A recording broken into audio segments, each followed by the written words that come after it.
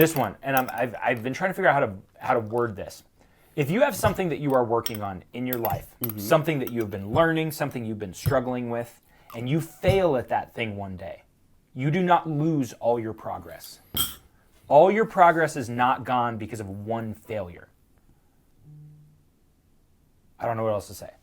Like, Just keep talking, man. You You have spent all the time. Okay. Let's just say, I have a ridiculous addiction to these peanut butter crunch. But right you here. don't. It's Reese's, actually. Yes, it is Reese's, even though it says peanut butter.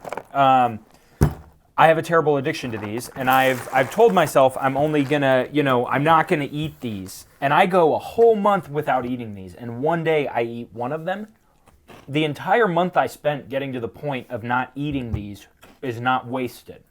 That took a lot of control, a lot of self-control, a lot of self-discipline, mental toughness to not eat that one. But if I fail on one day, I can start the next day knowing I had all that progress up until that point. So what do you do? What do you do then? Like, how do you keep if you have a moment of failure? Yeah, well, how do you keep yourself from going into that place of I think self-loathing? I think the key is managing the guilt. And how do you do that?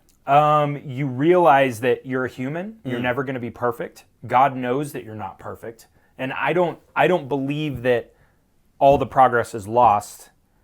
And I believe that God has grace for you.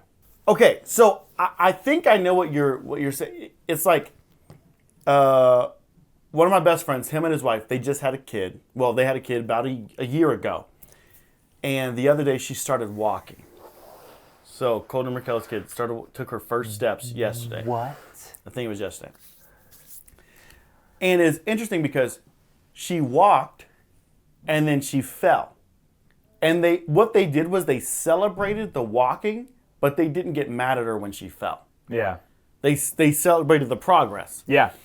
And so... Yeah, celebrate the progress. Yeah. You did something when, you wanted to eat these every single day. You went 30 days without doing it. Yeah. Celebrate that you did that. And even though you messed up once, it doesn't mean you didn't do 30 days of not eating it. Yeah.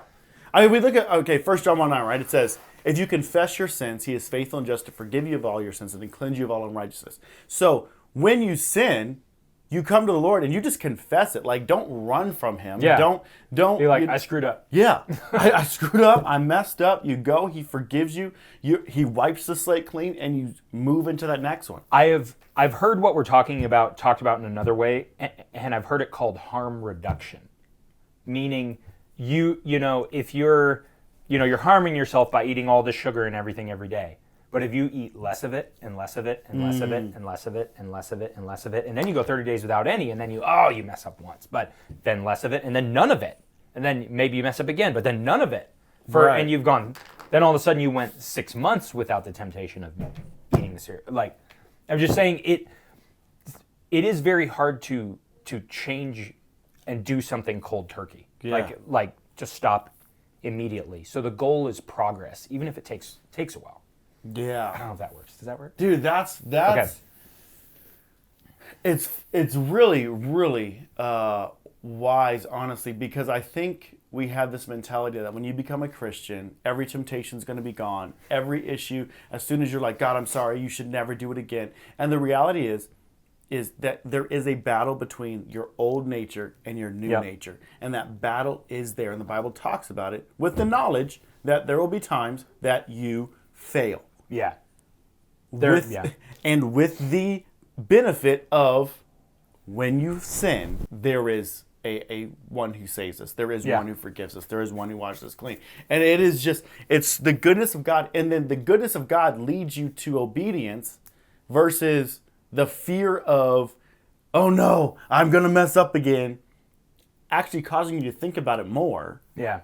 Man, that is so good. And Here's what we're going to do. We're going to switch over to our premium content. We're going to give you guys 2 plus a bonus one that I just thought of how to... off the cuff, people. Bonus. Yeah, see, like right now I don't even have any cuffs. That's how off the cuff it's going to be. It could be off the sleeve. This isn't... But no, you got to have cuffs to be off the cuff. It's true. Exactly. Off the sleeve is an entirely different... Exactly. thing. So, if you're watching this on YouTube, thanks so much for watching. Please go ahead and if those 2 things helped you, share it with somebody else. Put a routine into place. learn that God's timing is really the best for you, and start just saying, "Go, okay, God, I'm gonna trust your timing." It really will decrease your stress. That being said, we hope you join us on the 14 Revolution app for the premium content, and you'll see the rest of the answers that we have about how you can live your best life right now as a teenager, as a young adult. We'll see you guys later.